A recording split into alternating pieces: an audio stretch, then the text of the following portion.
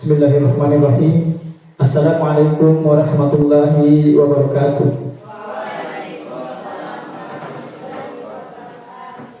Alhamdulillahirabbil alamin wassalatu wassalamu ala asrafil anbiya'i wal mursalin sayyidina maulana Muhammadin wa ala alihi wa sahbihi wasallim. Amma ba'du. Bapak Ibu hadirin sekalian, pada pagi hari ini kita akan mengikuti serangkaian acara yakni diseminasi penerapan budaya positif di sekolah.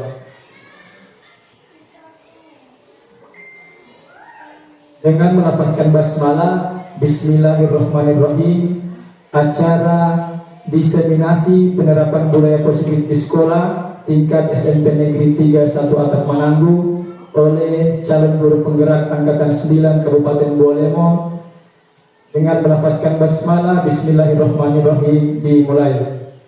Bapak Ibu sekalian, pada kesempatan kali ini izinkan saya membacakan susunan acara. Yang pertama pembukaan, kemudian menyanyikan lagu Indonesia Raya, doa sambutan Kepala SMP Negeri 3 1 Atap Mananggu, dan materi inti yakni diseminasi, kemudian penutup dan foto bersama. Baik Bapak Ibu sekalian, mengawali acara pada pagi hari ini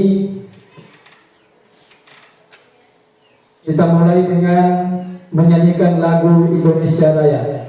Hadirin dimohon berdiri.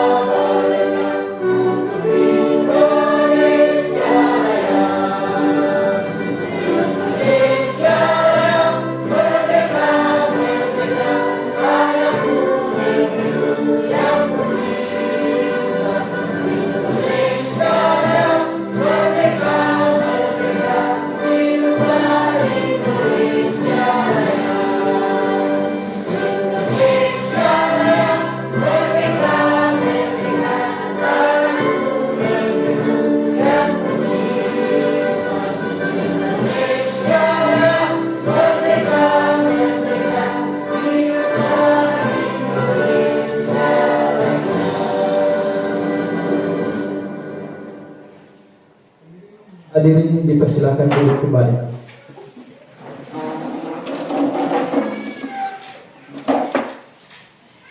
Bapak Ibu sekalian, untuk menambah hikmahnya kegiatan kita pada pagi hari ini, marilah kita lengkapi dengan doa. Semoga acara kita pada hari ini bisa berjalan dengan lancar. Dan izinkan saya memandu doa kali ini.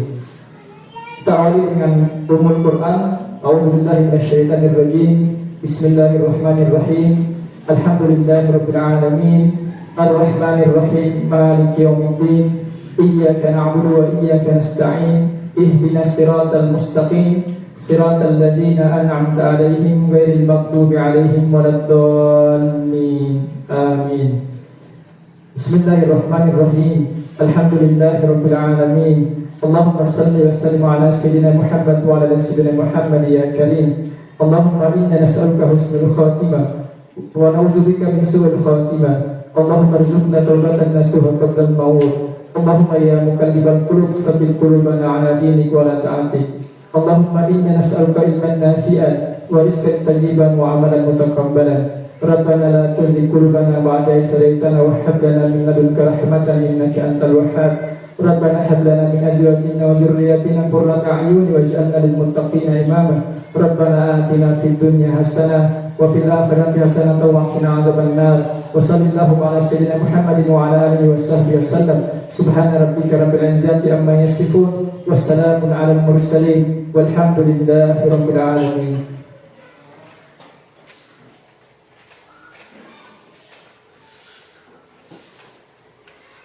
Bapak Ibu yang kami hormati, selanjutnya mari kita dengarkan bersama sambutan Kepala SMP Negeri 3 1 Atap Menanggu sekaligus membuka acara diseminasi pada pagi hari ini. Kepada Ibu kami persilakan.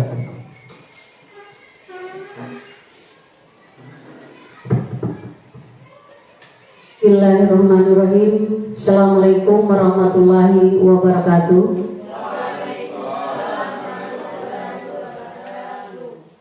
Yang saya hormati Bapak Wakil Kepala SMP Negeri 3 1 Atap Menanggu, yang saya hormati Bapak dan Ibu staf Dewan Guru, staf tata usaha SMP Negeri 3 1 Atap Menanggu, yang saya banggakan adik-adik pengurus OSIS SMP Negeri 3 1 Atap Menanggu pada periode 2023-2024, dan teristimewa calon guru penggerak angkatan 9 di SMP Negeri 3 1 Atap Menanggu, sudah ada Bapak Akram Kalibana, Ibu Desti Arisandi Muhammad, dan juga saya sendiri. Syukur alhamdulillah, mari kita panjatkan kehadiran Allah Subhanahu wa taala, karena dengan izin dan kuasanya kita masih diberikan kesehatan, kekuatan serta kesempatan di tempat ini kita dapat menghadiri satu kegiatan yang dilaksanakan oleh calon guru penggerak angkatan 9, di mana ini merupakan pemenuhan untuk pembuatan aksi nyata pada modul 1.4 mengenai penerapan budaya positif di sekolah. Dan saya juga mengucapkan selawat dan salam kepada junjungan kita Nabi besar Muhammad SAW beserta para pengikutnya. Insya Allah segala amal baik beliau akan mendapatkan curahan rahmat dan akan sampai kepada kita sekalian yang masih istiqamah melaksanakan ajaran beliau. Bapak dan Ibu yang saya hormati, pertama-tama saya menyampaikan terima kasih kepada Bapak dan Ibu pada pagi hari ini sudah meluangkan waktu untuk sama-sama hadir mengikuti kegiatan diseminasi penerapan budaya positif di sekolah, khususnya di lingkungan SMP Negeri 3 1 Atap Menanggu, yang merupakan program dari calon guru penggerak dan juga merupakan pemenuhan tugas untuk pembuatan aksi nyata pada penerapan budaya positif. Bapak dan Ibu yang saya hormati, mengapa ini harus dilaksanakan dan bukan hanya merupakan salah satu tugas yang harus dipenuhi oleh calon guru penggerak, tetapi ini sangat penting untuk disosialisasi, didiseminasi kepada Bapak dan Ibu, karena mengenai bicara budaya positif di sekolah itu sangat bermanfaat. Yang kemarin saya juga sudah menyampaikan kepada Bapak dan Ibu pentingnya budaya positif kita laksanakan atau kita terapkan di sekolah. Budaya positif ini itu ada beberapa inti materi yang sebentar akan kita jalani, bagaimana yang dikatakan dengan budaya positif dan cara penerapan di sekolah, karena budaya positif itu sendiri itu merupakan satu nilai yang akan menumbuhkan karakter pada anak didik. Oleh karena itu, melalui kesempatan ini dan Bapak dan Ibu sangat beruntung akan menerima materi ini mengenai diseminasi budaya positif ini yang akan kita terapkan kepada anak didik kita, dan juga bagaimana kita untuk mencapai visi sekolah yang kemarin dari 2 tahun kemarin ini sudah berjalan. Di situ juga ada kita ingin mewujudkan bahwa SMP 3 itu akan menjadi sekolah yang berkarakter, sekolah yang kreatif, sekolah yang inovatif melalui budaya positif. Insya Allah cita-cita dari SMP Negeri 3 ini akan tercapai. Oleh karena itu, sekali lagi saya mengucapkan terima kasih kepada Bapak dan Ibu yang sudah mendukung kegiatan yang dilaksanakan oleh calon guru penggerak. Mengapa ini harus dilaksanakan dan mengapa juga saya harus berada di sini? Saya sekarang sebagai kepala sekolah pimpinan yang ada di SMP Negeri 3 1 Atap Menanggung. Bapak dan Ibu juga tahu kenapa Ibu kepala sekolah masih mau mengikuti pendidikan guru penggerak. Pada umumnya seseorang yang mengikuti pendidikan guru penggerak, yang pertama tujuannya itu ada rekomendasi untuk menjadi kepala sekolah, yang kedua rekomendasi untuk menjadi pengawas sekolah, dan yang ketiga bagi yang belum mendapatkan sertifikat pendidik itu sangat mudah untuk mendapatkan kalau kita sudah mempunyai sertifikat pendidik. Tetapi saya di sini kapasitas saya sudah menjadi kepala sekolah. Kenapa saya masih mau mengikuti kegiatan oleh kementerian ini melalui pendidikan guru penggerak? Saya bukan hanya tertarik mau ingin jadi kepala sekolah, mau ingin jadi pengawas, tetapi saya tertarik dengan ilmu-ilmu yang diterapkan melalui pendidikan guru penggerak. Jadi melalui kesempatan ini juga saya berharap kepada Bapak dan Ibu, alhamdulillah di SMP 3 sudah ada 3 calon guru penggerak yang sementara mengikuti diklatnya yang sudah masuk pada bulan ketiga ini, dan saya sendiri sudah kami bertiga ini sudah masuk pada modul 2.1 yang hari ini juga kami ada tugas masuk di ruang kolaborasi. Itu Bapak dan Ibu. Saya kira kegiatan-kegiatan melalui pendidikan guru penggerak itu tidak menghambat kegiatan Bapak dan Ibu sebagai seorang guru yang mendidik, mengajar pada anak didik. Kegiatan-kegiatan yang ada di pendidikan guru penggerak itu sangat bagus. Nantinya kalau Bapak dan Ibu sebentar akan ada juga yang mengikuti atau mendaftar, ini kesempatan tinggal ada 3 hari lagi untuk pendaftaran calon guru penggerak angkatan 11, dan terinformasi untuk pendaftaran calon guru penggerak itu akan berakhir di angkatan 11. Kalau kemarin itu ada isu sampai di angkatan 13, tetapi kemarin kami mendapatkan informasi bahwa pendaftaran guru penggerak itu sampai pada angkatan 11. Jadi masih ada kesempatan Bapak dan Ibu, masih ada waktu 3 hari, disilakan Bapak dan Ibu untuk mendaftar. Insya Allah kalau Bapak dan Ibu akan mengikuti pendidikan melalui guru penggerak, kita akan tahu bagaimana perubahan paradigma lama, terutama bagaimana yang dikatakan dengan pembelajaran yang berpihak pada murid. Saya kira hal-hal ini dulu yang dapat saya sampaikan mengingat waktu. Billahi taufiq wal hidayah. Wassalamualaikum warahmatullahi wabarakatuh. Demikianlah sambutan Kepala SMP Negeri 3 1 Atap Menanggung. Kepada Ibu kami ucapkan terima kasih. Bapak Ibu hadirin sekalian, selanjutnya kita akan masuk pada acara inti, yakni diseminasi tentang penerapan budaya positif di sekolah. Kita awali dengan penyampaian materi di sesi yang pertama oleh calon guru penggerak angkatan 9 yang terhormat Ibu Yurin Kadir SPD. Kepada Ibu kami persilahkan.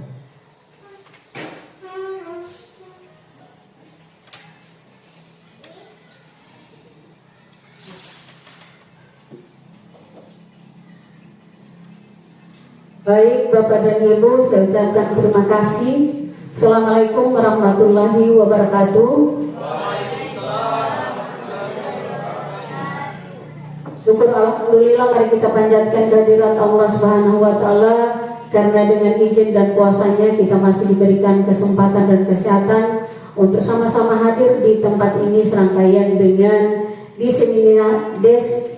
diseminasi penerapan budaya positif di lingkungan SMP Negeri 3 1 Atap Menanggung yang merupakan pemenuhan tugas calon guru penggerak angkatan 9. Di SMP 3 1 Atap Menanggung itu ada 3 calon guru penggerak. Yang pertama saya sendiri, yang berikutnya Bapak Akram Talibana, dan yang ketiga Ibu Desti Arisandi Muhammad. Selawat dan salam mari kita haturkan kepada junjungan kita Nabi besar Muhammad Sallallahu Alaihi Wasallam beserta para pengikutnya. Insya Allah segala amal baik beliau akan mendapatkan curahan rahmat dan akan sampai kepada kita sekalian yang masih istiqamah melaksanakan ajaran beliau. Bapak dan Ibu peserta diseminasi pada hari ini, sebelum kita masuk pada materi mengenai budaya positif, kita awali dulu dengan speaking. Saya berharap kepada Bapak dan Ibu bisa mengikuti apa yang ada di slide. Saya berharap semuanya untuk bisa berdiri, kita untuk meregangkan badan sejenak, karena mungkin dari tadi pagi kita dalam keadaan tegang-tegang. Dan saya ucapkan selamat ulang tahun kepada rekan kita yang juga sebagai wakil kepala sekolah SMP Negeri 3 1 Atap Menanggung yang hari ini bertambah umur ke 35 tahun, Bapak Yolis Rahman SPD.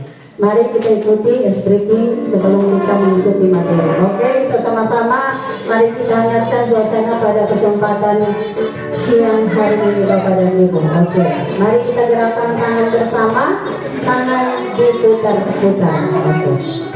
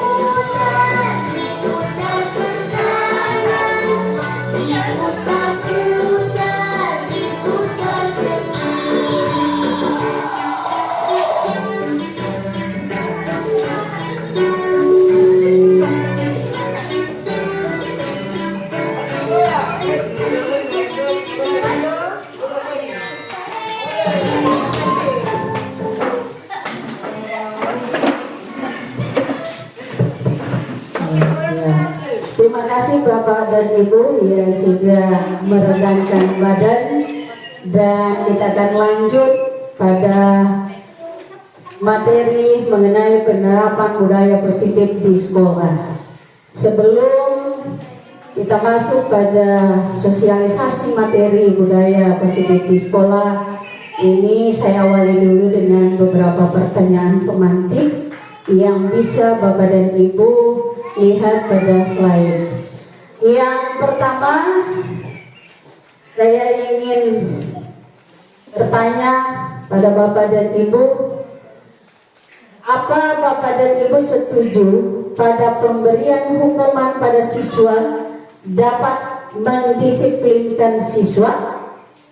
Ada yang setuju bahwa pemberian hukuman pada siswa itu dapat mendisiplinkan siswa? Ada yang setuju ya? Setuju atau tidak? Mana yang setuju? Pemberian hukuman itu dapat mendisiplinkan siswa. Setuju atau tidak? Ada yang setuju? Ya, ada yang setuju. Ada juga yang tidak setuju ya? Ada. Dari pengurus OSIS, kalau diberikan hukuman itu bisa mendisiplinkan diri adik-adik. Berarti setuju ya? Ya, oke, terima kasih. Pertanyaan kedua, apa pemberian hadiah pada siswa itu dapat meningkatkan prestasi siswa? Setuju ya? Ada yang tidak setuju? Nah, semuanya setuju. Oke, terima kasih. Dan yang terakhir, guru harus mampu memberikan solusi kepada setiap siswa yang bermasalah. Setuju? Iya. Semuanya katakan setuju. Jawaban setuju atau tidak setuju nanti kita akan lihat pada pemaparan materi nanti. Baik Bapak dan Ibu, kita mulai dari materi pertama.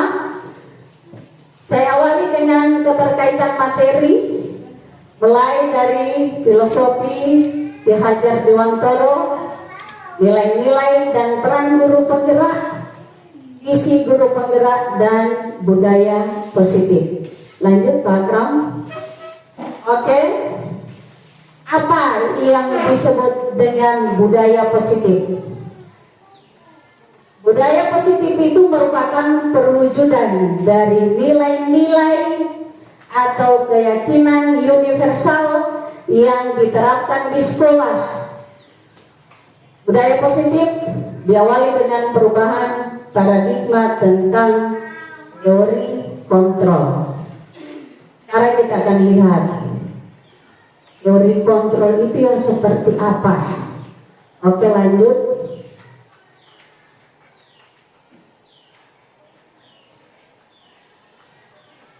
Pada budaya positif ada beberapa materi inti. Itu yang pertama adalah disiplin positif. Yang kedua, teori kontrol guru. Dan yang ketiga, teori motivasi perilaku manusia. Di situ ada hukuman dan penghargaan atau imbalan. Dan yang keempat, posisi kontrol guru. Yang kelima, kebutuhan dasar manusia.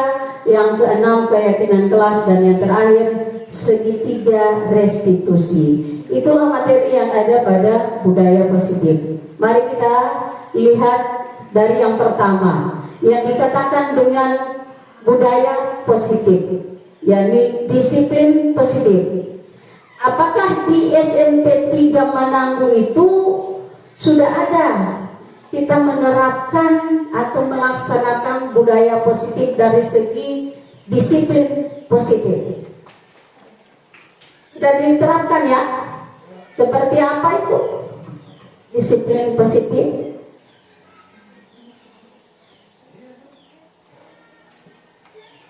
Penerapan budaya positif mulai dari disiplin positif. Seperti apa itu budaya disiplin positif? Ya, bersalam-salaman. Apalagi? Saling sapa, menyapa. Kalau datang lebih awal di sekolah, masuk nggak di budaya positif? Masuk ya?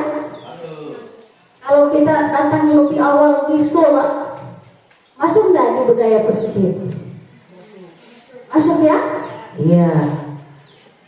Kalau anak-anak di dalam kelas sementara pembelajaran, mereka dalam keadaan tenang, tidak ada yang bermain HP, ada yang menatapi guru sedang menjelaskan, masuk dari budaya positif? Masuk ya? Ya. Jadi seperti itu yang dikatakan dengan disiplin positif. Budaya positif itu sudah kita terapkan di sekolah. Yang pertama ada salam sapa senyum yang dikenal dengan 5S ya. Salam sapa senyum sopan santun. Itu kita sudah terapkan. Kita ketemu dengan anak-anak langsung salam sapa.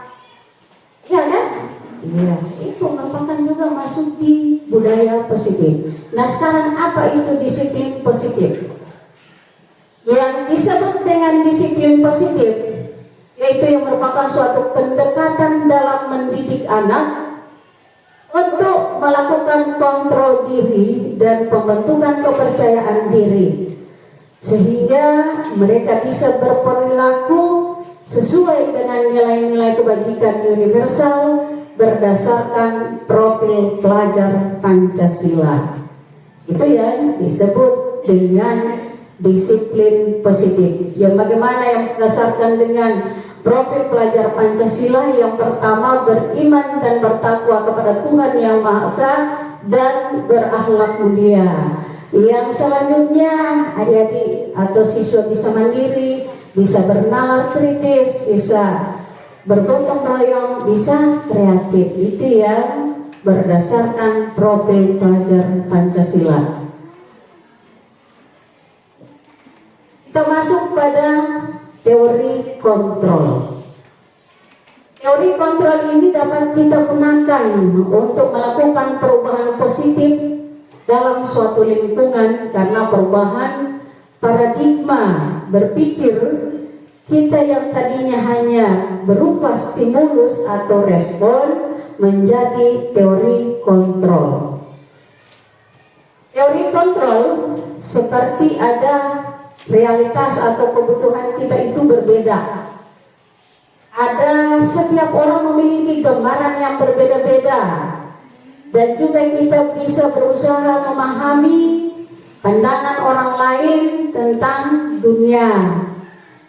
Semua perilaku memiliki tujuan, hanya Anda yang bisa mengontrol diri Anda. Itu yang ada di teori kontrol. Dan juga ada saling kolaborasi dan konsekuensi dalam menciptakan pilihan baru. Juga punya model berpikir menang-menang, tidak ada yang mau kalah. Lanjut Pak Akram. Kita masuk pada motivasi perilaku manusia. Yani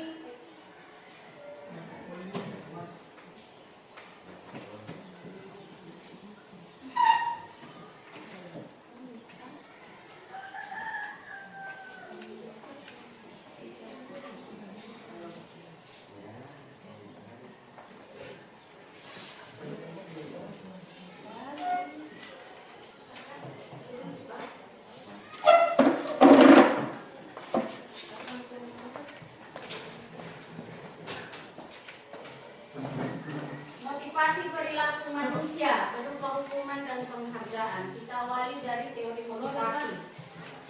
Pada dasarnya manusia, apa yang kita lakukan memiliki motivasi baik lewat dorongan ataupun melalui orang lain.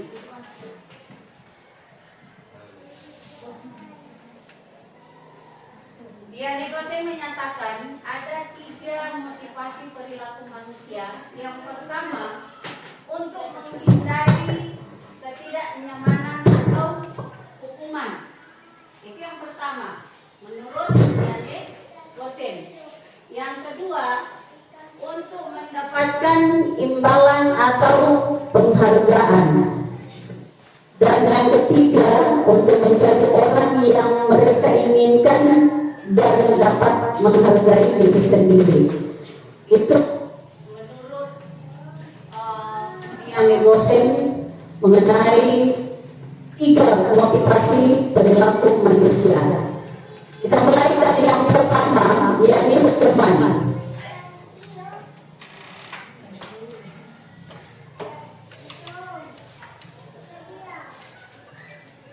Dikatakan bahwa hukuman itu bersifat tidak terencana atau tiba-tiba.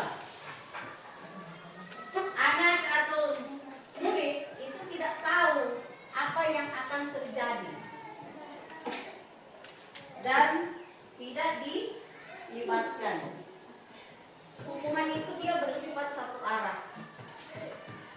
Ada tadi di pertanyaan pertama, apakah hukuman itu bisa mendisiplinkan siswa? Kalau kita kaitkan dengan teori dari Dian Gosen bahwa hukuman itu bersifat tidak berencana, juga secara tiba-tiba, di mana anak tidak tahu apa yang akan terjadi nanti.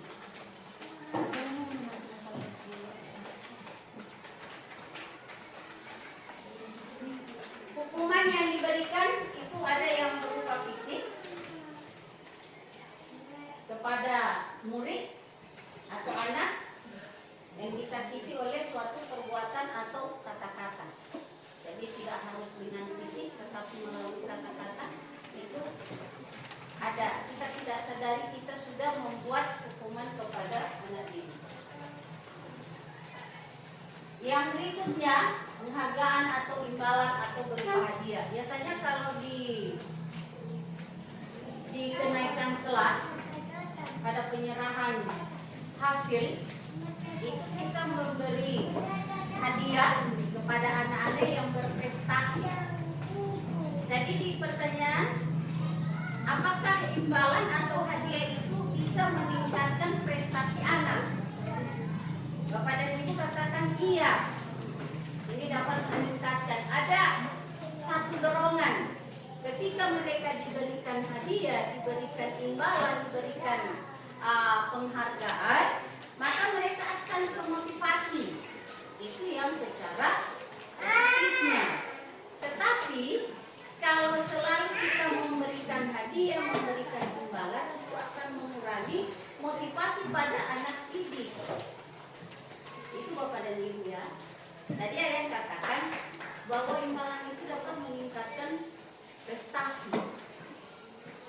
Iya, dalam segi positifnya, imbalan atau hadiah itu dapat meningkatkan prestasi. Dari segi negatifnya, maka anak yang lainnya itu akan kurang termotivasi karena dia akan merasa bawah dari yang sudah berprestasi. Itu yang dikatakan dengan imbalan tadi atau penghargaan. Yang berikut,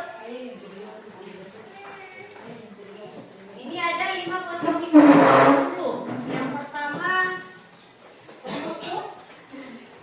Yang kedua, membuat merasa bersalah. Yang ketiga, teman. Dan yang keempat, pemantau. Yang terakhir itu adalah posisi guru sebagai manajer. Kita mulai dari posisi kontrol guru yang pertama, di mana seorang penghukum biasanya dia menggunakan hukuman fisik maupun hukuman verbal. Orang-orang yang menjalankan posisi pada penghukum itu senantiasa dia mengatakan bahwa sekolah memerlukan sistem atau alat yang dapat menekan murid dari dalam. Guru dapat menerapkan posisi penghukum. Dia selalu berkata, patuhi aturan saya. Ada kata awas. Itu kalau kita memberi hukuman. Kalau kita sebagai seorang guru pada posisi penghukum. Kenapa kita si Dian Liposin tidak menyetujui bahwa kita sebagai seorang guru tidak selamanya harus pada posisi kontrol pengajar. Itu menurut si Dian Liposin. Lanjut Bapak dan Ibu, yang kedua pembuat rasa bersalah. Yang bagaimana yang dikatakan dengan posisi kontrol dari seorang guru, dia membuat rasa bersalah. Biasanya guru akan bersuara secara lembut dan juga dia menggunakan keheningan yang membuat orang lain merasa tidak nyaman, merasa bersalah atau rendah hati. Itu yang posisi guru pada posisi kontrol guru pada membuat rasa bersalah. Lalu ada posisi kontrol guru sebagai teman, di mana guru pada posisi ini tidak akan menyakiti murid. Bapak dan Ibu bisa membayangkan ketika Bapak dan Ibu itu menjadi teman dari seorang siswa. Tentunya yang timbul dari hati kita tidak akan menyakiti dia, karena kita anggap dia itu sebagai teman. Jadi tidak ada rasa menyakiti, namun kita berupaya dapat mengontrol. Dan juga pada posisi teman itu guru bisa termotivasi dia secara negatif, juga ada dia termotivasi secara positif. Nah, hubungan baik antara guru dan murid itu biasanya kalau kita berteman dengan siswa, ada kata-kata yang keluar. Ayo bantulah demi ibu ya. Biasanya kalau posisi kita sebagai seorang guru berteman dengan siswa, sering itu keluar, kata-kata itu keluar. Jadi seperti itu posisi kontrol guru sebagai teman. Sekarang posisi guru sebagai pemantau. Memantau berarti sama dengan mengawasi, di mana kita bertanggung jawab atas perilaku orang yang kita awasi. Pada posisi ini berdasarkan peraturan dan konsekuensi.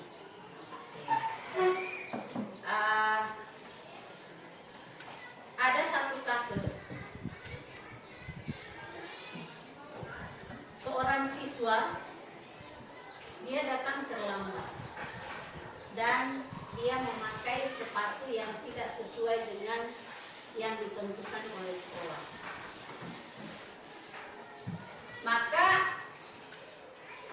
guru piket karena berdasarkan peraturan yang ada di sekolah bahwa siswa harus memakai sepatu warna putih. Sementara siswa yang terlambat tadi, dia sudah terlambat memakai sepatu yang bukan berwarna putih. Maka si guru karena berdasarkan ada aturan yang ada di sekolah, dia menjalankan aturan itu. Maka dia memberi hukuman kepada siswa yang terlambat.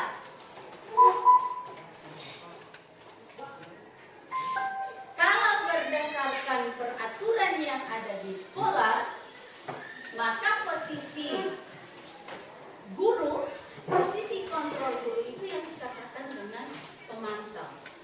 Ya ingat bahwa di sekolah ini ada.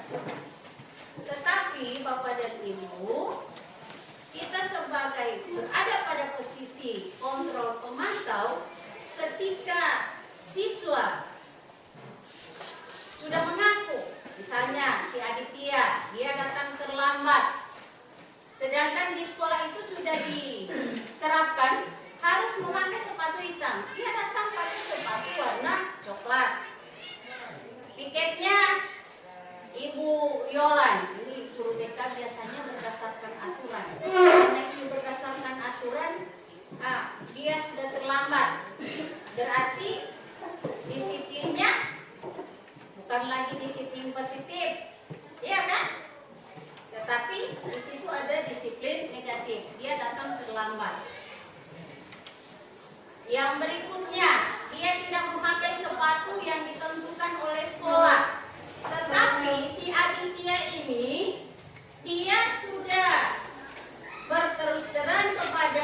piket pada Ibu Yolan bahwa saya tadi malam itu lagi main game di HP sehingga saya mengantuk dan tertidur. Saya bangunnya agak telat. Jadi ini alasannya sama guru piket sama Ibu Yolan. Dia sudah terus terang. Sedangkan jarak rumahnya ini Pak Guru minta tetap dia harus memakai sepatu yang warna hitam. Sementara kalau saya pulang lagi ke rumah, jarak rumah saya dengan sekolah itu jauh. Iya kan? Jauh. Dia sudah mengaku. Kenapa dia bisa terlambat? Karena dia semalaman mengantuk main game di HP. Mengakibatkan dia bisa terlambat bangun dan terlambat datang di sekolah. Karena dia sudah buru-buru datang di sekolah, dia tidak melihat lagi sepatu yang dipakainya. Itu lagi sudah menyalahi aturan. Nah, si guru piket ini dia ngotot. Rupanya kau harus pakai sepatu hitam. Bagaimana caranya bisa mendapatkan sepatu hitam? Entah mau pulang di rumah atau suruh antar orang di rumah, bisa pakai sepatu hitam. Anak ini sudah katakan, jauh Bu, tidak ada yang antar sepatu saya ke sekolah. Kalau begitu, keluarkan sepatu itu seharian kau tidak bisa pakai sepatu. Sehingga si anak ini juga mengalah. Dia keluarkan sepatunya sehingga dia mengurung di dalam kelas. Kenapa dia mengurung di dalam kelas? Karena dia merasa malu karena tidak memakai sepatu seharian. Akan diejek oleh teman-temannya. Nah, perasaan apa yang akan timbul dari hati Bapak dan Ibu dengan kejadian yang dilakukan oleh seorang siswa? Dia sudah berterus terang, terlambat, penyebab terlambatnya karena dia mengantuk, karena dia buru-buru tidak memakai lagi sepatu sesuai aturan yang diterapkan oleh sekolah. Dia sudah mengakui kesalahannya, tetapi si Pak Guru ini, si guru piket ini, dia ngotot untuk tetap menjalankan peraturan. Nah, pada posisi kita sebagai pemantau, apa yang timbul di hati Bapak dan Ibu? Karena ini semuanya adalah guru. Mungkin ada yang bisa memberikan tanggapan apa? Biasanya kalau kita memberikan hukuman kepada anak itu, ketika anak itu sudah berterus terang, dia punya keterlambatan begini-begini. Nah, apa yang akan timbul dari hati Bapak dan Ibu?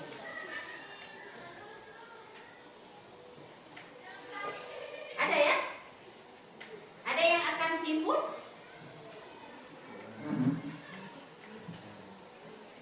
Tadi saya sudah ceritakan, ini satu kasus misalnya ini terjadi sama Aditya. Apalagi si Aditya ini ketua OSIS. Dia sering terlambat, dia tidak memakai sepatu sesuai ketentuan sekolah, tetapi dia sudah berterus terang. Kenapa saya terlambat? Kenapa saya bisa tidak pakai sepatu sesuai dengan aturan sekolah? Tetapi ini si guru piket, kita sebagai guru ngotot pada aturan yang ada di sekolah, sehingga bisa menghukum dia mengeluarkan sepatunya sehingga dia seharian tidak pakai sepatu. Dia merasa malu, tidak bisa bergaul dengan teman-temannya. Nah, apa yang timbul dari perasaan dari Bapak dan Ibu ketika melihat masalah yang dihadapi oleh Aditya? Mungkin dari Bapak dan Ibu ada yang bisa memberikan tanggapan. Dan ini biasanya kita lakukan kepada anak-anak. Cuma kita tidak menyadari, saya ini ngotot pada aturan. Padahal ini anak sudah berterus terang dengan kesalahannya. Benar, saya sudah menyalahi aturan, saya sudah datang terlambat, saya tidak memakai sepatu yang warna hitam. Karena saya sudah terburu-buru datang ke sekolah.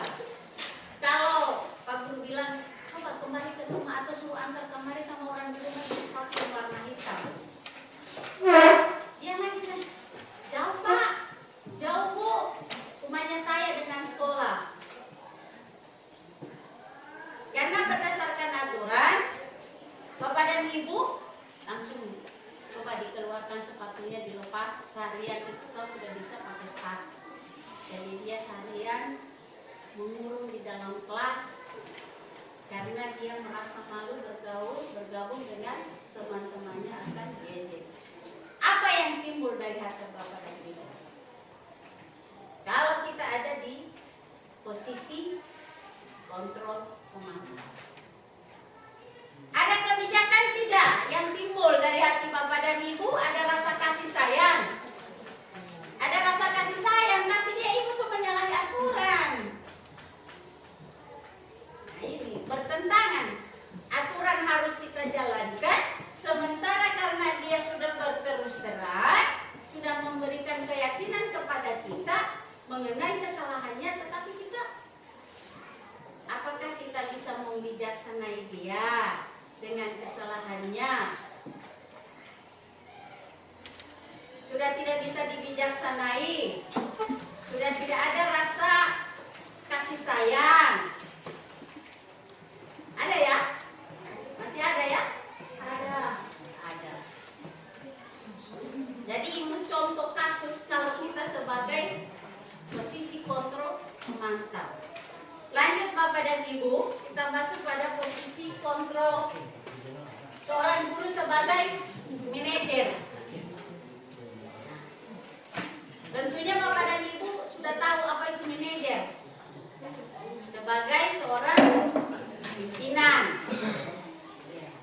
Nah, sekarang posisi kita ini sebagai guru, posisinya pada posisi manajer. Dikatakan di sini oleh Diane Gosen, manajer di mana posisi guru berbuat sesuatu bersama dengan murid, mempersilahkan murid mempertanggungjawabkan perilakunya, mendukung murid agar menemukan solusi atas permasalahan. Tugas seorang manajer bukan untuk mengatur perilaku seseorang, tetapi membimbing, karena kita sebagai guru, kita akan membimbing murid untuk dapat mengembalikan murid tersebut bisa kembali ke kelompoknya atau bisa kembali ke kelasnya. Seperti posisi komando tadi, kasus yang tadi. Sekarang kita sudah pada posisi manajer. Masihkah kita berpatokan pada peraturan yang sudah diterapkan oleh sekolah? Sudah tidak adakah yang bisa dibijaksanai? Ini kita sudah posisi sebagai seorang manajer, sebagai seorang pemimpin. Guru adalah pemimpin pembelajaran. Nah sekarang kalau kita ketemu dengan kasus seperti itu, posisi kita sebagai seorang pemimpin sama dengan saya kemarin ada yang membuat kasus kan? Ya, ada kemarin kan yang membuat kasus. Saya karena posisi saya sebagai manajer, sebagai pimpinan, itu saya tidak langsung menghukum, tetapi saya yang pertama, saya pada posisi sebagai seorang teman, saya posisi sebagai seorang pemantau, dan yang terakhir saya ada pada posisi seorang manajer. Itu kita sebagai seorang manajer, sebagai seorang pimpinan harus ada konsekuensi. Biasanya kalau saya di rapat, kemarin kita membuat kesepakatan sekolah, mengenai disiplin. Apakah saya langsung menyatakan kepada Bapak dan Ibu, kalau yang terlambat itu saya akan memberikan hukuman? Tidak kan? Tidak. Saya meminta dari Bapak dan Ibu. Konsekuensinya seperti apa? Karena yang menjalani itu adalah Bapak dan Ibu. Tidak harus kita sebagai seorang manajer, sebagai seorang pimpinan langsung memberi tindakan kepada bawahannya kita. Begitu juga kita sebagai seorang guru yang namanya pada posisi manajer. Harus ada konsekuensi yang harus kita berikan. Dan itu bukan berupa hukuman. Bapak dan Ibu ya. Sebentar ini Bapak dan Ibu akan menggantikan posisi saya sebagai seorang kepala sekolah. Karena saya ini sebentar kalau mau pensiun kan tidak lagi bertahan di sini, sekolah di SMP 3. Nantinya Bapak dan Ibu yang masih punya masa kerja yang masih lebih banyak, itu yang akan menggantikan saya sebagai seorang pimpinan, sebagai seorang manajer. Nah, sekarang kita akan latih. Kita sebagai guru, kita memposisikan diri sebagai seorang pimpinan, sebagai seorang manajer. Pimpinan dalam pembelajaran. Itu dulu. Jadi seperti itu Bapak dan Ibu ya. Ini nanti sebentar kalau ada yang akan bertanya, yang akan menanggapi, nanti sebentar kita akan bahas bersama. Saya melanjutkan dulu materinya. Lanjut. Untuk materi selanjutnya masuk pada keyakinan kelas. Itu akan dibawakan oleh CGP Bapak Akram Talibana. Selanjutnya saya persilakan untuk Bapak bisa memaparkan materi mengenai keyakinan kelas.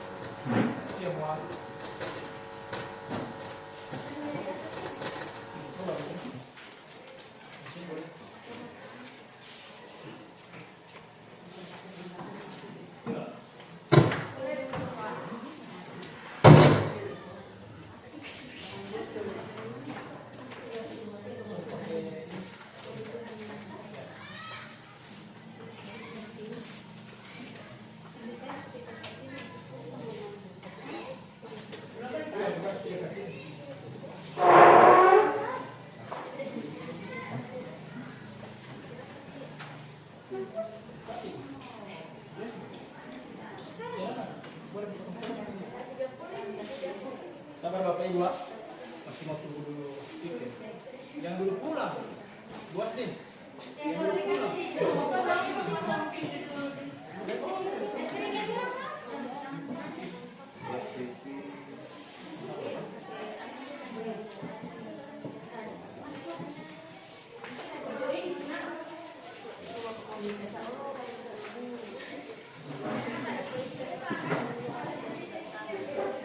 Tunggu Ibu masuk pakai ini.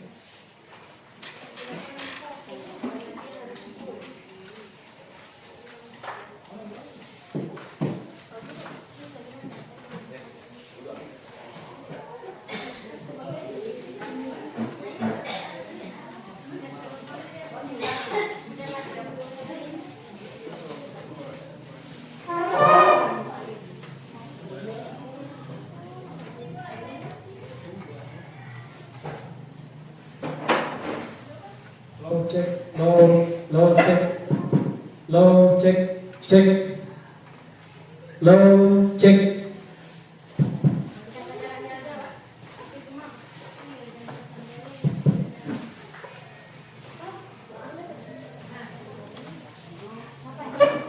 Baik Bapak Ibu, demikianlah penyampaian materi oleh Ibu Kepala Sekolah dalam hal ini sebagai CGP di SMP Negeri 3 1 Atap Menanggu. Kita beri aplaus untuk beliau.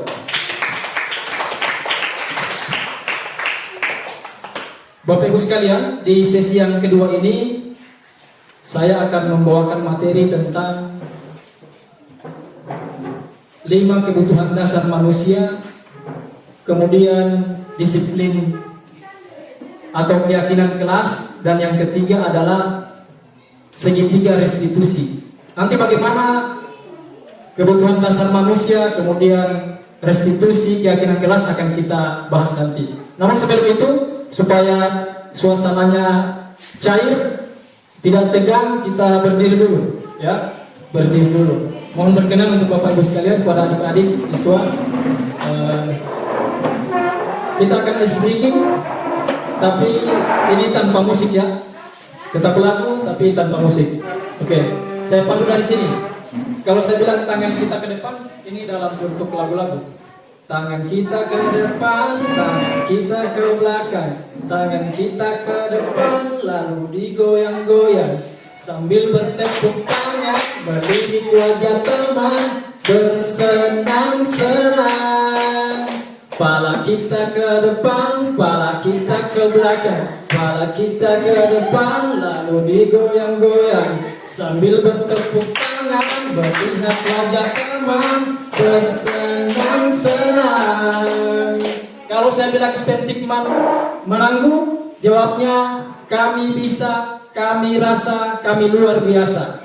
Kami bisa, kami rasa, kami luar biasa. Sepentik menangguh, kami bisa, kami rasa, kami luar biasa. Baik, sudah ya, terima kasih kepada Ibu sekalian, Bapak Ibu sekalian. Selanjutnya saya akan menyampaikan materi yang pertama tentang kebutuhan dasar manusia. Nah, mungkin dari kalimat ini Bapak Ibu sudah ada gambaran apa kira-kira itu kebutuhan dasar manusia. Dan saya yakin kita semua pasti tahu kebutuhan kita, ya. Baik, di sini kebutuhan dasar manusia adalah segala sesuatu yang kita lakukan untuk mendapatkan apa yang kita inginkan. Seluruh tindakan yang kita lakukan memiliki tujuan tertentu, dan semua usaha terbaik yang kita kerjakan adalah dalam rangka agar kebutuhan dasar kita dapat terpenuhi dengan baik. Jadi Bapak Ibu, kalau salah satu kebutuhan manusia tidak terpenuhi, maka akan ada kecenderungan terjadi masalah. Ya, contoh, kira-kira apa kebutuhan yang paling mendasar di manusia? Makan. Nah, kalau kita tidak makan dalam sehari, lapar. Apalagi kira-kira yang lain? Contoh kebutuhan dasar yang kira-kira dalam keseharian kita selalu kita penuhi. Tidur. Apalagi? Bahagia. Ada yang bilang bahagia. Oke, apa lagi? Mandi. Ya, bernapas. Benar sekali ya. Loh. Jadi kebutuhan dasar manusia itu ada 5, ya. Yang pertama, kebutuhan bertahan hidup, ya, atau survive. Kebutuhan bertahan hidup. Kemudian yang kedua, kemudian yang kedua adalah kebutuhan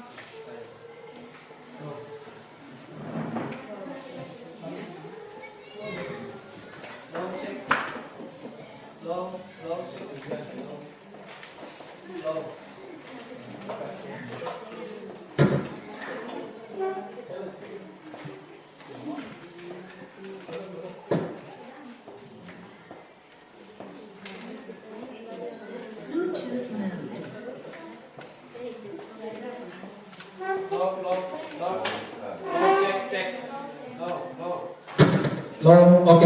Kita baik. Long check. Long check. Long check. Long check. Long check.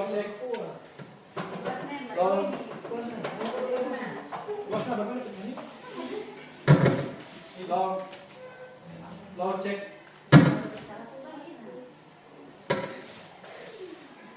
Long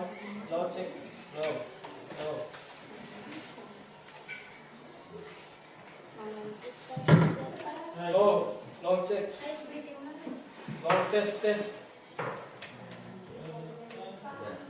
Oke. Kita lanjut ya. Kemudian yang kedua. Yang kedua adalah kebutuhan kasih sayang dan rasa diterima. Nah, saya ingin bertanya, kira-kira dari Bapak Ibu sekalian di sini, dari siswa-siswaku, apakah kalian tidak termasuk dalam kebutuhan kasih sayang atau rasa diterima? Termasuk atau tidak? Ada di sini yang tidak ingin disayang? Tidak ada. Tidak ada ya? Ini disayang semua. Ingin disayang semua. Jadi kebutuhan yang kedua adalah kebutuhan akan kasih sayang dan rasa diterima. Kemudian yang berikut, kebutuhan akan penguasaan. Ya, seseorang itu cenderung ingin memenuhi kebutuhan akan penguasaannya. Nanti sebentar akan dijelaskan. Kebutuhan pengakuan atau kemampuan diri sendiri atau penguasaan. Yang berikut, kebutuhan kebebasan. Nah, ini kebebasan. Kebutuhan akan pilihan atau kebebasan. Semua orang pasti ingin bebas, ya. Ada yang tidak ingin bebas di sini? Tidak ada. Tetap pasti ingin kebebasan, ya. Yang kelima, kebutuhan akan kesenangan. Jadi di dalam kebutuhan dasar manusia, secara teori ada 5 yang dijelaskan, yakni kebutuhan bertahan hidup, kasih sayang, kemudian penguasaan, kebebasan dan kesenangan. Oke, ini kebutuhan bertahan hidup. Merupakan kebutuhan yang bersifat fisiologi untuk bertahan hidup, seperti makan, ya, kebutuhan akan makanan. Kemudian kesehatan. Tentu kita tidak ingin setiap hari atau setiap waktu kita sakit-sakitan. Tetap kita ingin jadi orang yang sehat. Termasuk kebutuhan akan tempat tinggal, ya. Kebutuhan akan tempat tinggal. Jadi kalau di rumah, kebutuhan bertahan hidup ini sangat bisa dirasakan, ya, sangat terasa. Bagaimana berjuang, ya, bersama-sama dengan keluarga. Kemudian yang berikut, contoh kalau di sekolah, contoh ketika seorang murid sering meminta makanan. Ini contohnya pada temannya karena lapar. Mungkin hal ini disebabkan orang tuanya tidak menyiapkan bekal untuknya ke sekolah.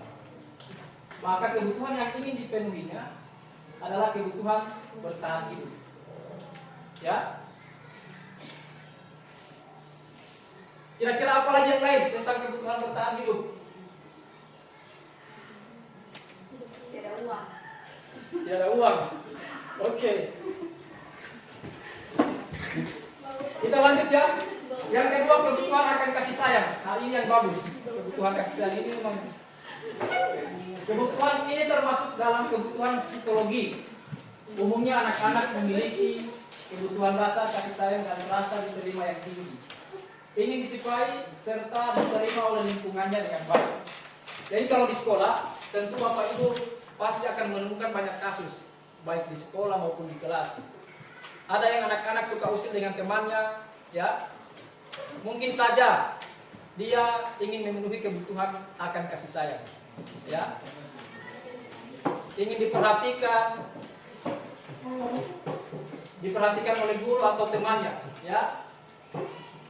Kemudian yang ketiga, penguasaan. Kebutuhan ini berhubungan dengan kekuatan untuk mencapai sesuatu, menjadi kompeten, menjadi terampil, diakui atas prestasi dan keterampilan kita. Didengarkan dan memiliki rasa harga diri. Kebutuhan ini meliputi keinginan untuk dianggap berharga, bisa membuat perbedaan, bisa membuat pencapaian, kompetensi diakui dan dihormati. Ini adalah kebutuhan akan penguasaan. Seseorang itu ingin terlihat lebih di mata orang lain, ya. Yang berikut, kebutuhan kebebasan. Kebutuhan untuk bebas adalah kebutuhan akan kemandirian, otonomi, memiliki pilihan dan mampu mengendalikan arah hidup seseorang. Anak-anak dengan kebutuhan kebebasan yang tinggi menginginkan pilihan. Mereka perlu banyak bergerak, ya. Kebutuhan kebebasan itu, contoh di sekolah kita, ada pada saat jam pelajaran dimulai, biasanya anak-anak main bola, ya, biasanya. Dan kalau guru piket melihatnya pasti akan merespon macam-macam. Ada yang marah, ada yang balik menghukum, ya. Padahal kita tidak langsung ke situ poinnya. Poinnya adalah bagaimana kita bisa memahami apa kebutuhan anak-anak, termasuk siswa. Mungkin saja mereka ingin memenuhi kebutuhan akan kebebasan. Mungkin juga mereka ingin memenuhi kebutuhan akan kesenangan. Dan mereka sengaja bermain, karena itu salah satu kebutuhannya tidak terpenuhi. Yang kelima, ini kesenangan, kebutuhan kesenangan. Untuk mencari kesenangan, bermain, tertawa. Kebutuhan ini muncul dari sejak dini hingga dewasa. Anak-anak dengan kesenangan ini biasanya ingin menikmati apa yang mereka lakukan. Jadi contoh di sekolah itu sangat banyak, utamanya untuk peserta didik. Termasuk kita sebagai guru, tentu punya kebutuhan ini, ya, kebutuhan akan kesenangan. Kalau mungkin waktu senggang bisa bernyanyi untuk menghibur diri, itu salah satu kebutuhan untuk kesenangan. Contoh seorang anak yang senang mengganggu teman sampai kesal baginya, sampai temannya itu kesal baginya terlihat lucu, ya. Dan ini sering kita jumpai di sekolah, di kelas. Maka anak ini sedang berusaha memenuhi kebutuhan akan kesenangannya.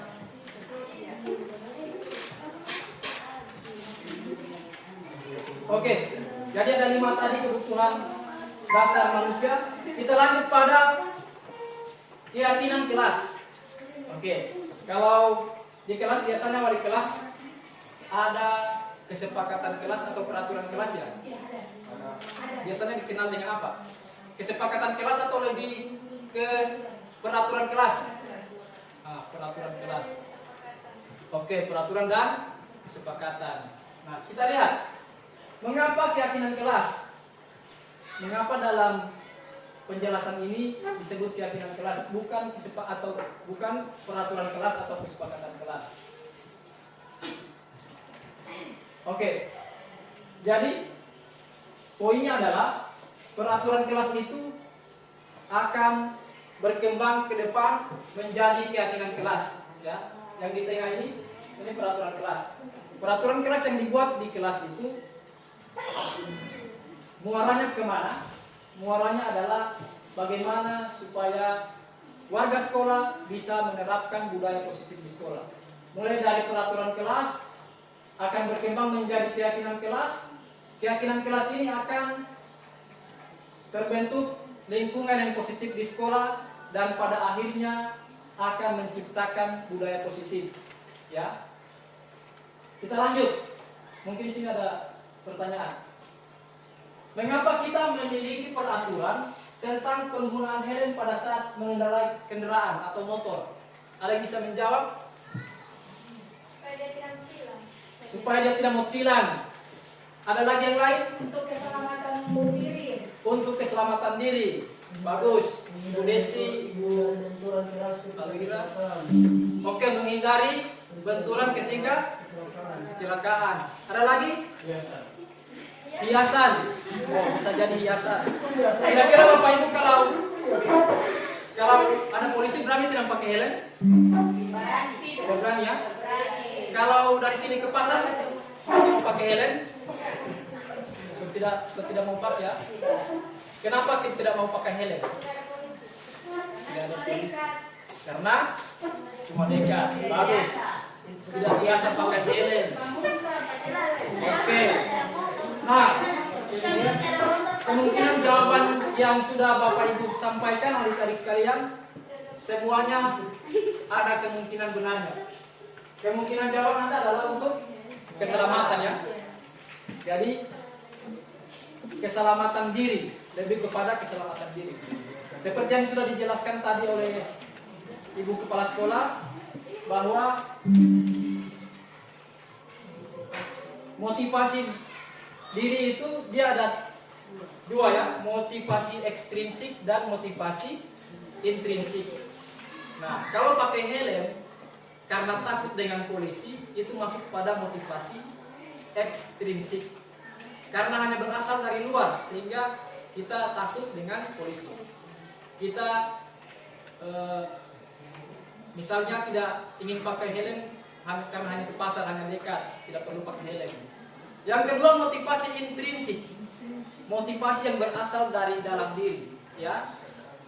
Dia menyadari dia pakai helm bukan karena polisi, bukan karena taat kepada aturan, bukan karena takut ditilang, tapi karena dia menyadari bahwa pakai helm itu adalah salah satu untuk menjaga diri supaya selamat. Ya, itu merupakan salah satu atau motivasi intrinsik. Yang kedua, mengapa kita memiliki peraturan tentang dilarang merokok di area tertentu? Contoh, di rumah sakit, ya, pasti dilarang merokok di area tertentu. Ada yang bisa menjawab mengapa kita dilarang merokok? Atau mungkin di sekolah ini di area-area tertentu tidak bisa merokok? Ya, supaya jangan mati. Merokok membunuh. Oke, supaya terhindar dari penyakit. Ada lagi? Kenapa kita dilarang merokok? Kenapa kira-kira? Menghindari penyakit. Apalagi? Sudah. Supaya tidak habis duit atau uang.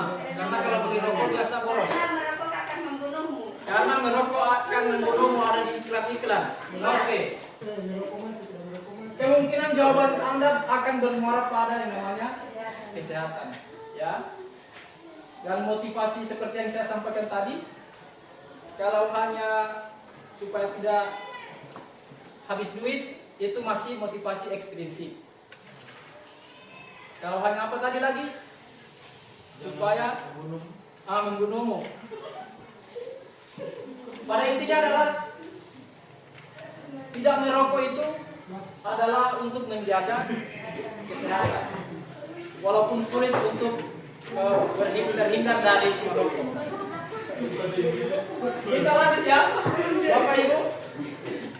Nah, nilai-nilai keselamatan, nilai-nilai kesehatan tadi yang kita sudah jawab bersama, itulah yang disebut dengan keyakinan, ya, keyakinan atau nilai-nilai kebajikan universal yang disepakati secara tersirat maupun tersurat, lepas dari latar belakang suku, negara, bahasa maupun agama. Keyakinan universal itu bagaimana? Keyakinan yang disepakati oleh semua orang bahwa itu adalah kebajikan atau kebaikan, ya.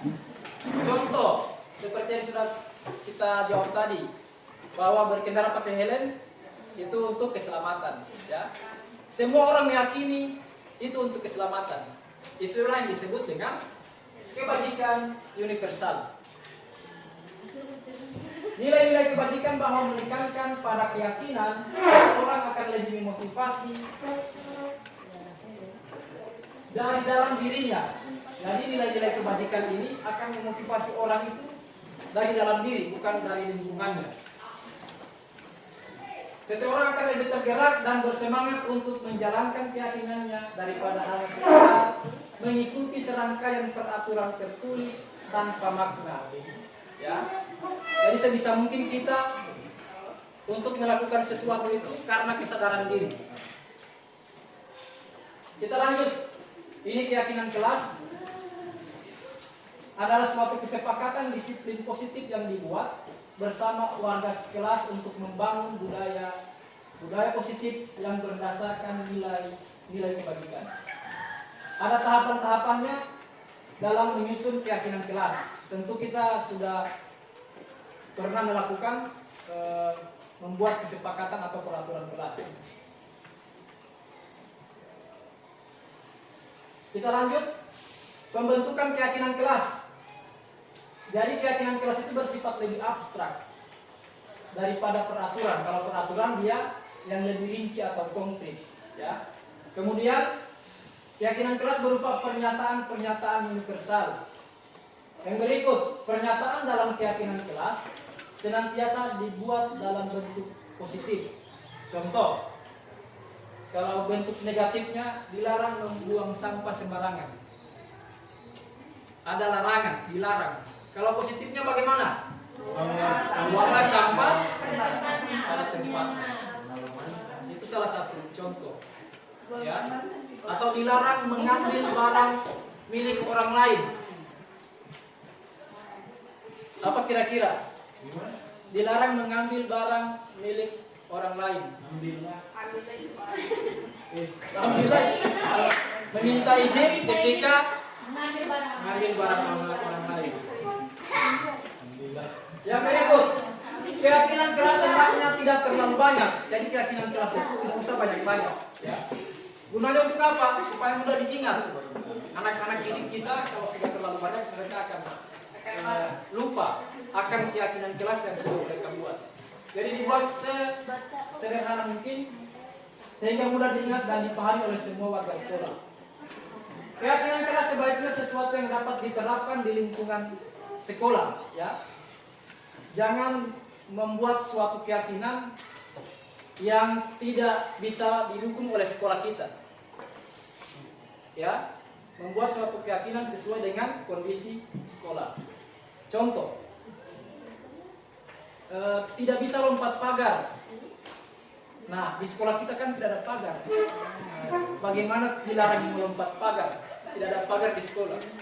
Ya, jadi itu tidak sesuai dengan kondisi sekolah. Ya, disesuaikan dengan kondisi sekolah. Yang berikut, semua warga kelas hendaknya ikut berkontribusi dalam pembuatan keyakinan kelas lewat kegiatan curah pendapat. Jadi bukan hanya siswa saja, termasuk guru bisa membuat keyakinan kelas.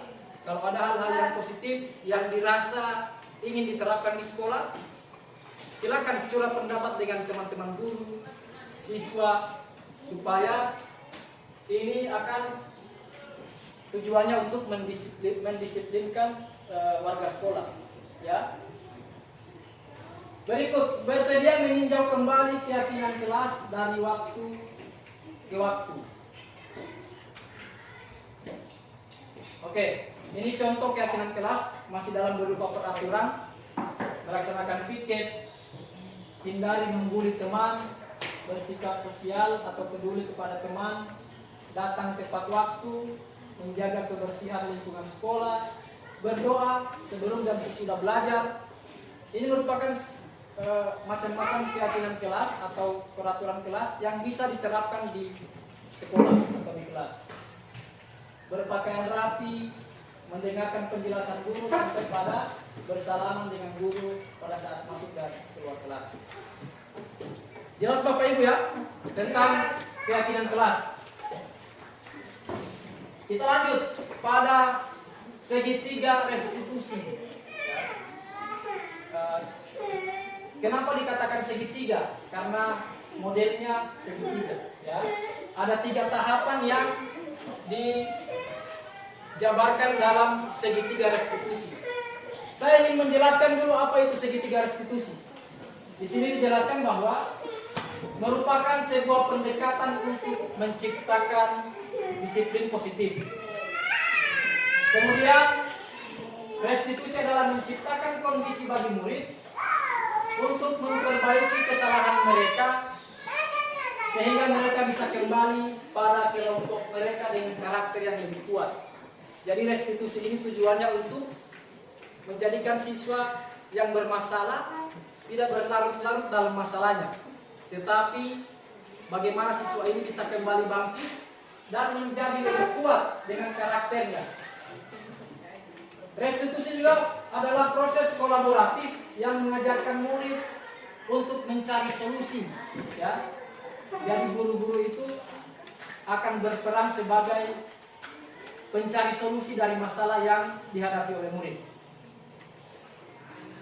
Dan membantu murid berpikir tentang orang seperti apa yang mereka inginkan dan bagaimana mereka harus memperlakukan orang lain. Coba kita resapi dalam diri, kira-kira sebagai seorang pendidik, sebagai seorang guru, apakah kita sudah sesuai dengan apa yang kita inginkan? Ini menjadi pertanyaan besar untuk kita semua, berpikir tentang orang seperti apa yang kita inginkan. Ini adalah ciri-ciri restitusi. Ya, restitusi itu yang pertama bukan untuk menebus kesalahan, namun untuk belajar dari kesalahan. Restitusi itu bukan untuk mencari apakah yang ini benar, apakah yang ini salah. Tidak. Restitusi adalah bagaimana dia bisa belajar dan memperbaiki kesalahannya. Yang berikut, restitusi memperbaiki hubungan. Ya. Dengan restitusi, guru bisa memperbaiki hubungan dengan muridnya. Yang ketiga, restitusi adalah tawaran, bukan paksaan. Jadi restitusi itu tawaran kepada murid untuk melakukan perubahan yang lebih baik dan lebih positif ketika dia mendapatkan masalah, bukan dipaksa. Yang keempat, restitusi menuntun untuk melihat ke dalam diri. Seperti yang sudah saya katakan tadi bahwa motivasi yang dibangun itu harus motivasi yang berasal dari dalam diri pribadi. Kita lanjut. Ini pendekatan segitiga restitusi. Mungkin kita sering mengalami kasus di sekolah ya, menangani siswa bermasalah, ada yang berkelahi, ada yang terlambat, ada yang tidak mengerjakan tugas tepat waktu. Banyak lagi ya. Kira-kira ada lagi yang bisa menyampaikan kasus-kasus yang pernah dihadapi atau dialami untuk guru? Apa kira-kira yang pernah dialami di sekolah? Kasus atau masalah yang pernah dihadapi? Siswa yang berkelahi. Ada lagi? Atau ada yang sesama siswa saling bully? Ada ya? Ada. Nah, makanya penting untuk melakukan restitusi. Ya, saya menyadari bahwa ini sudah dilakukan oleh Bapak Ibu sekalian, tetapi dalam penerapannya mungkin masih ada yang belum maksimal. Di sini dijelaskan bahwa ada 3 cara restitusi atau segitiga restitusi. Yang pertama, menstabilkan identitas. Bagaimana menstabilkan identitas itu? Ada pertanyaan-pertanyaan yang bisa membuat siswa itu tidak berlarut dalam kesalahan. Contoh, setiap orang pasti pernah melakukan kesalahan. Ini salah satu pertanyaan yang bisa diajukan kepada siswa. Jangan langsung dimarahi ya. Biasanya kalau ada yang berkelahi, sini kau. Ada bapak tadi. Nah, itu salah satu cara yang tidak masuk dalam restitusi. Nah, restitusi yang berikut tadi menstabilkan identitas. Contoh pertanyaannya apa lagi? Kamu bukan satu-satunya yang pernah melakukan ini. Nah, ini bisa diajukan kepada siswa. Kamu bukan satu-satunya orang yang pernah melakukan ini atau kesalahan ini. Nah, dengan begitu siswa itu akan berpikir, ternyata guru saya masih peduli terhadap saya, meskipun saya melakukan pelanggaran atau kesalahan. Yang berikut, validasi tindakan yang salah. Jadi guru bertugas untuk memvalidasi tindakan yang salah. Caranya bagaimana? Bisa mengajukan pertanyaan. Kamu tentu punya alasan mengapa melakukan itu. Misalnya, di asrama itu terlambat. Biasanya kita hanya bertanya, kenapa terlambat? Bangun pagi.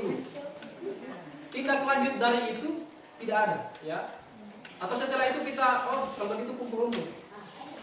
Kalau begitu kasih bersih WC. Nah, setelah itu apa? Tidak ada. Kira-kira dia akan berubah? Apakah besok bisa menjamin dia tidak terlambat lagi? Ya, bisa jadi dia tetap. Nah, restitusi ini untuk meminimalisir itu, ya. Apalagi yang bisa diajukan kepada siswa yang bermasalah? Contoh, adakah cara yang lebih efektif untuk mendapatkan apa yang kamu butuhkan? Ini salah satu pertanyaan yang bisa diajukan. Yang berikut, yang ketiga, menanyakan keyakinan. Nah, restitusi ini idealnya adalah sudah terbentuk keyakinan kelas dulu, ya, supaya kita punya dasar untuk merestitusi siswa atau anak-anak. Nah, keyakinan kelas, menanyakan keyakinan. Keyakinan kelas apa yang telah disepakati, yang telah kita sepakati? Misalnya keyakinan kelas datang tepat waktu, berarti tidak bisa terlambat. Apalagi yang lain, menjaga kebersihan atau melaksanakan piket kebersihan kelas. Itu merupakan salah satu keyakinan kelas yang idealnya sudah terbentuk sebelum kita melakukan restitusi. Berikut pertanyaan yang bisa diajukan, kamu ingin menjadi orang seperti apa? Nah, ini bisa ditanyakan kepada siswa. Kamu kan sering terlambat. Kira-kira menurut kamu apa yang akan kamu lakukan supaya tidak terlambat lagi? Bangun pagi. Atau apa yang akan kamu lakukan? Nah, ini kan pertanyaan-pertanyaan yang bisa diajukan kepada siswa untuk menggugah kemauan mereka untuk berubah. Ya. Ini ada menstabilkan identitas, kemudian validasi tindakan salah dan menanyakan keyakinan. Oke, kita lihat.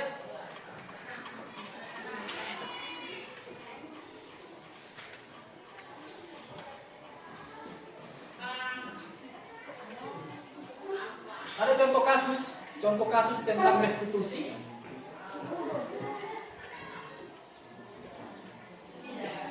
Mohon maaf tidak kedengaran suaranya karena tidak ada.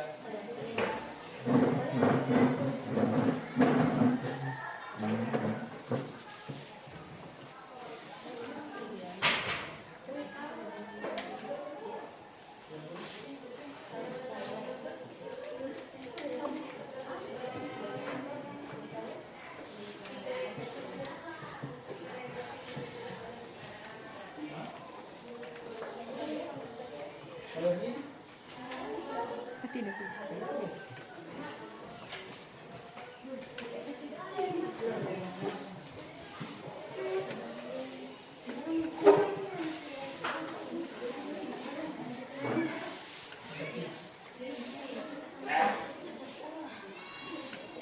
Bluetooth mode.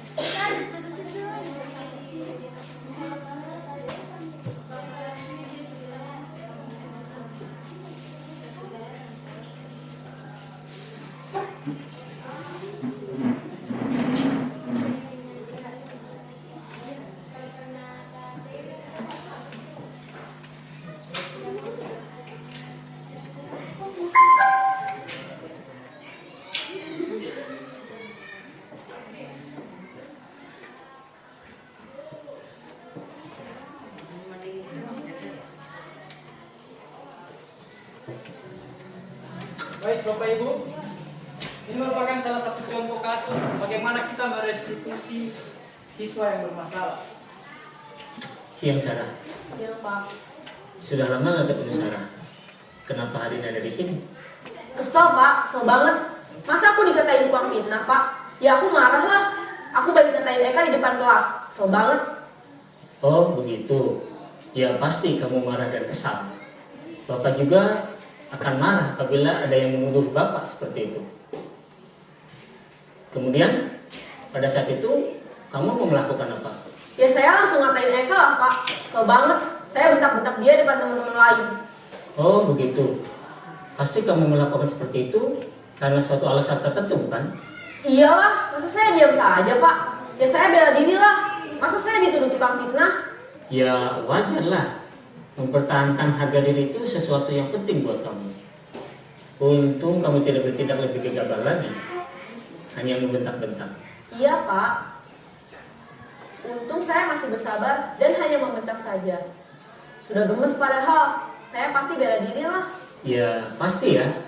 Tapi kamu memilih untuk tetap bertahan dan bersabar. Kamu memilih untuk tidak berbuat lebih parah lagi bukan? Iya. Nah, sekarang coba kita lihat lagi tindakan kamu yang bentak-bentak Eka di kelas. tindakan kamu itu kira-kira sesuai dengan keyakinan kelas atau prinsip kamu tidak? Enggak lah Pak, capek Pak jadi pemarah. Jadi keyakinan atau prinsip mana yang kurang sesuai dengan keinginan kamu? Ya, saya sebenarnya sangat menghargai orang lain. Mungkin saat itu saya menjadi emosi, jadi tidak menunjukkan sikap itu. Kamu meyakini tidak? Menghargai orang lain itu penting buat kamu. Yakinlah Pak. Iya, setuju. Kita harus saling menghargai. Namun, ada juga keyakinan yang kita sepakati yang perlu kita jalankan apabila kita sedang marah, bukan? Ya, saya bisa lebih proaktif, mulai dengan diri sendiri. Saya bisa jadi lebih bersabar, mengambil waktu jeda untuk berpikir mau apa selanjutnya.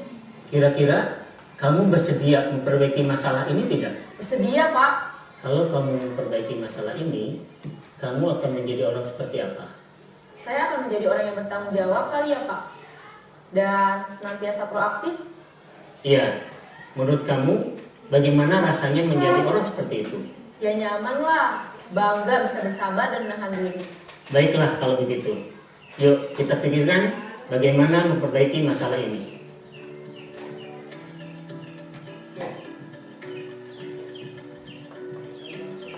Oke, selesai.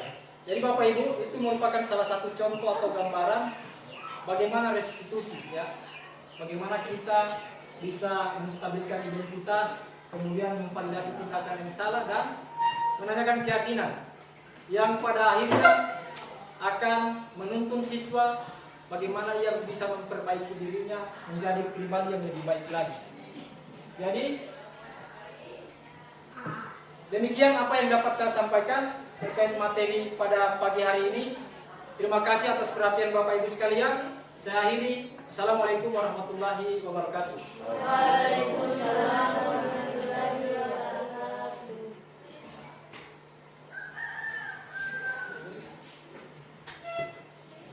Terima kasih saya sampaikan kepada Pak Akram Kalbana yang sudah menyampaikan materi tentang keyakinan kelas dan restitusi serta segitiga restitusi. Bapak dan Ibu, sesungguhnya untuk penerapan budaya positif di sekolah itu sangat penting karena ini tujuannya untuk menumbuhkan karakter pada anak.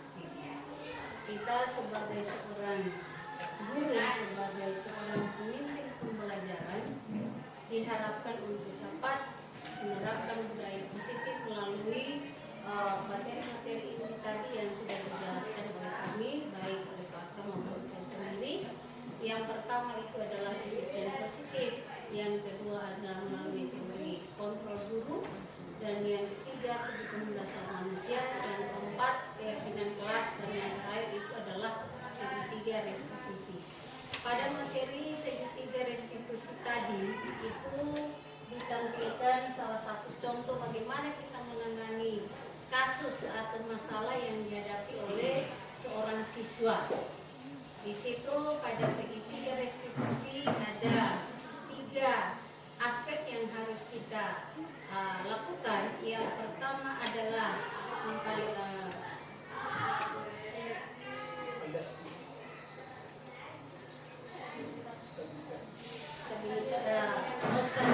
identitas, yang kedua memvalidasi tindakan yang salah, dan yang ketiga adalah menanyakan keyakinan. Ini yang paling penting pada kita sebagai seorang guru, bagaimana caranya untuk bisa menangani terutama kepada siswa yang mengalami permasalahan.